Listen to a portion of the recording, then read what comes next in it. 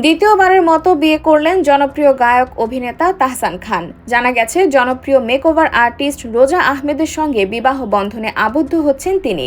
বিষয়টি গণমাধ্যমে নিশ্চিত করেছেন তাহসান নিজেই। গেল শনিবার সকাল থেকে সামাজিক যোগাযোগ মাধ্যমে ভাইরাল তাহসান ও রোজার গায়ে হলুদ আয়োজনের একাধিক ছবি, যা দেখে রীতিমতো চমকে যায় তাহসান ভক্তরা। সে সময় এই নবদম্পতিকে শুভেচ্ছা ও ভালোবাসা জানাতে থাকেন নেটিজেনরা। তবে কিছু মিশ্র প্রতিক্রিয়াও দেখা গেছে এর মাঝে। বিশেষ করে তাহসানের সদ্য বিবাহিতা স্ত্রীর নিহত পিতার পরিচয় নিয়ে ব্যাপক আলোচনা চলছে সামাজিক মাধ্যমে। খোঁজ নিয়ে জানা যায়, রোজা আহমেদের পিতা ছিলেন বরিশালের একসময়ের শীর্ষ সন্ত্রাসী ফারুক আহমেদ ওরফে পানামা ফারুক। তার বাড়ি বরিশাল নগরের চকবাজার এলাকায়।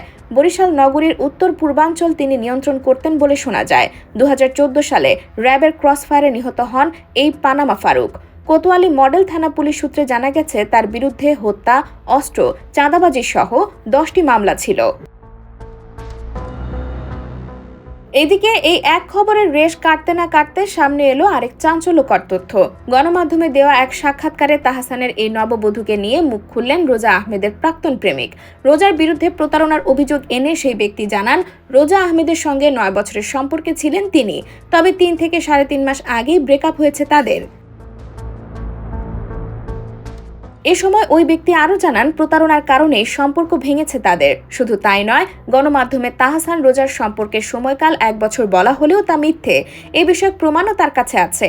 এমনকি রোজা আহমেদ তার উচ্চশিক্ষা নিয়েও মিথ্যা তথ্য চড়াচ্ছেন বলে দাবি করেন সেই প্রাক্তন প্রেমিক। এদিকে সামাজিক মাধ্যমে এসব বিষয় নিয়ে নানা আলোচনা হলেও বরাবরের মতোই মুখে কুলুপেটে বসে আছেন তাহসান। এমনকি রোজাকেও এসব প্রসঙ্গে আনুষ্ঠানিক কোনো বক্তব্য দিতে দেখা যায়নি।